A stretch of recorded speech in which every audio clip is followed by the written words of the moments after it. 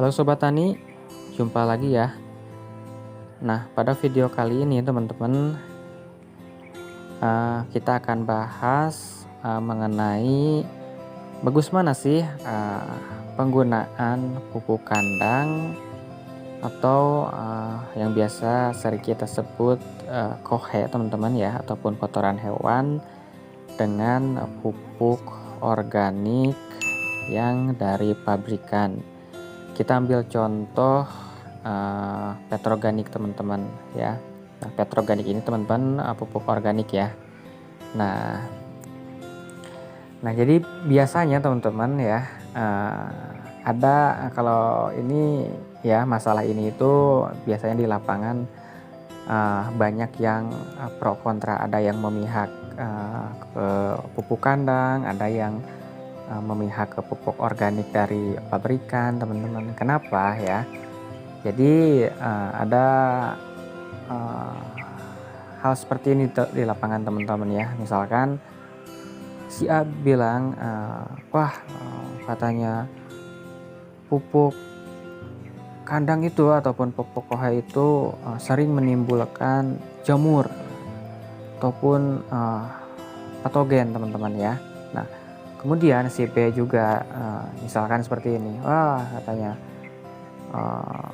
pupuk organik dari pabrikan itu nutrisinya kurang jika dibandingkan dengan pupuk kandang ya, misalkan ya. Memang teman-teman ya, penggunaan pupuk kandang dan pupuk organik dari pabrikan ini banyak yang pro dan kontranya teman-teman.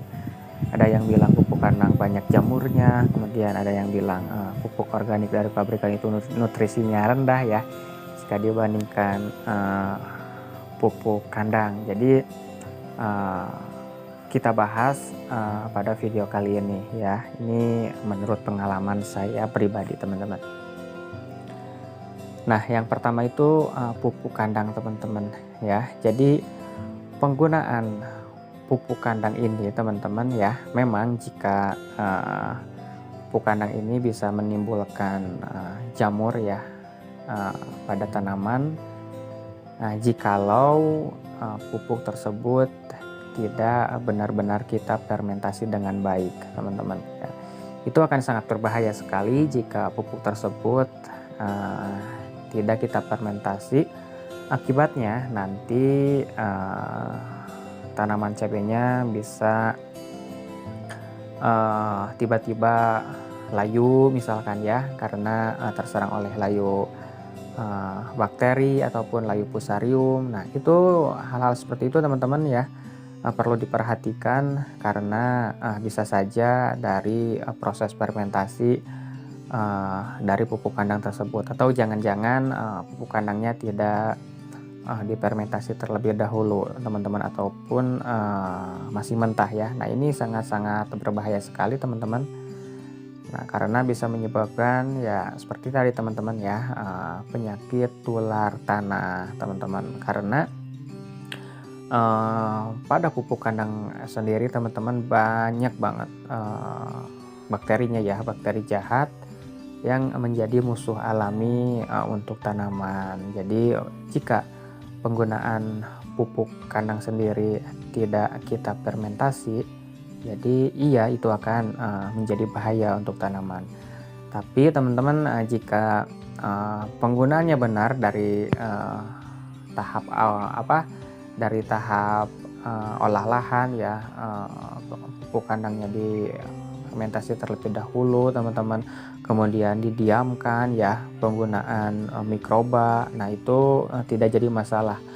Penggunaan pupuk kandang ini akan menjadi lebih bagus ya jika kita mencampurnya dengan mikroorganisme yang baik ya, misalkan trichoderma ataupun sejenisnya teman-teman.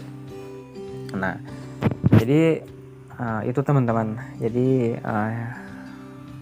ruginya kita memakai pupuk kandang ya seperti tadi teman-teman, jika kita tidak fermentasi terlebih dahulu.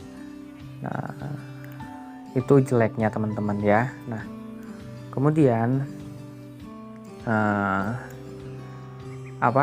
teman-teman, tadi jeleknya ya. Nah ini uh, keuntungannya kita memakai uh, pupuk kandang ya. Ini pengalaman saya pribadi dibandingkan dengan pupuk organik. Nah, pupuk kandang ini teman-teman memang benar ya, nutrisinya itu lebih bagus dibandingkan dengan pupuk organik dari pabrikan ya. Waktu itu saya pernah uji coba teman-teman ya, kurang lebih ada satu bedeng ya yang menggunakan pupuk organik dari pabrikan, yang satu bedengnya lagi menggunakan pupuk kandang ataupun kotoran hewan. Memang jika saya lihat waktu itu perbedaannya memang sangat jelas jika penggunaan pupuk kandang itu lebih bagus dibandingkan dengan pupuk organik dari pabrikan. Itu artinya kandungan nutrisi pada pupuk kandang ya teman-teman lebih tinggi dibandingkan dengan pupuk organik yang dari pabrikan. Jadi itu kelebihannya ketika kita menggunakan pupuk kandang. Kemudian ada kelebihannya lagi. Nah, penggunaan pupuk kandang ini teman-teman ya, apalagi jika kita menggunakan pupuk postal ataupun pupuk kotoran ayam ya yang ada sekamnya itu. Nah, sekamnya ini teman-teman ya bisa menjadi keluar masuk oksigen ya untuk akar ya. Jadi oksigen yang diserap oleh akar akan jauh lebih luasa lagi teman-teman, karena untuk sekam sendiri kan teman-teman banyak rongganya. Jadi asupan oksigen yang diserap oleh akar itu akan jauh lebih bagus lagi dibandingkan dengan penggunaan pupuk organik ya yang dari pabrikan teman-teman. Nah itu ya kelebihannya teman-teman dari pupuk kandang. Nah kemudian teman-teman kita bahas pupuk organik yang dari pabrikan teman-teman ya.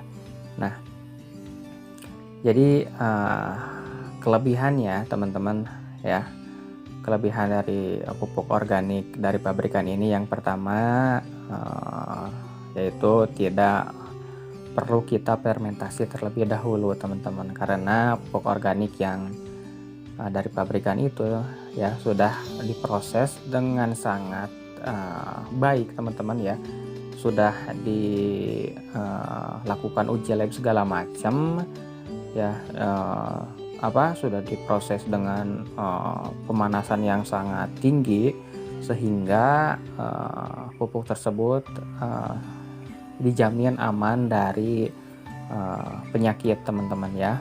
Jadi untuk penggunaannya tidak perlu kita fermentasi terlebih dahulu teman-teman. Tapi jika pupuk tersebut akan tapi jika teman-teman ingin meningkatkan kualitas pupuk tersebut, teman-teman tinggal menambahkan pupuk yang lain. Misalkan teman-teman menggunakan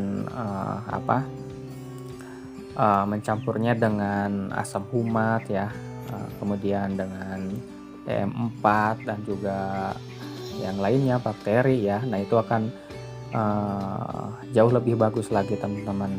Nah itu kelebihannya dari pupuk organik yang dari pabrikan teman-teman. Nah kemudian penggunaan pupuk organik pada musim hujan juga teman-teman ini menurut saya sangat ampuh ya, sangat ampuh dari serangan layu fusarium ataupun penyakit layu ya teman-teman ya. Ya itu tadi teman-teman, karena mungkin pupuk organik yang dari pabrikan ini sudah aman dari penyakit sehingga tanah akan jauh lebih baik lagi teman-teman ya. Nah tetapi teman-teman ya kekurangannya pupuk organik yang dari pabrikan ini untuk kandungan nutrisinya ya jauh lebih kurang ya, ataupun jauh jika kita bandingkan dengan pupuk kandang. Berarti Nah, itu artinya pupuk organik yang dari pabrikan ini nutrisinya jauh lebih rendah dari pupuk kandang, teman-teman, seperti itu ya. Jadi semuanya ada plus minusnya teman-teman ya. Tinggal teman-teman